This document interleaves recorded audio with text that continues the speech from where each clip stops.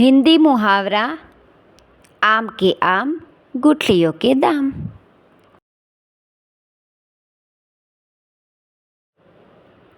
आम के आम गुठलियों के दाम। अर्थ दोहरा लाभ होना।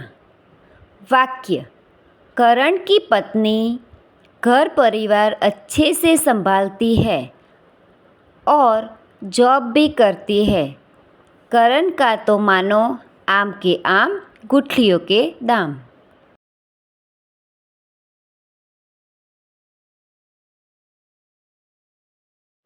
Thank you friends. Please like, share and subscribe.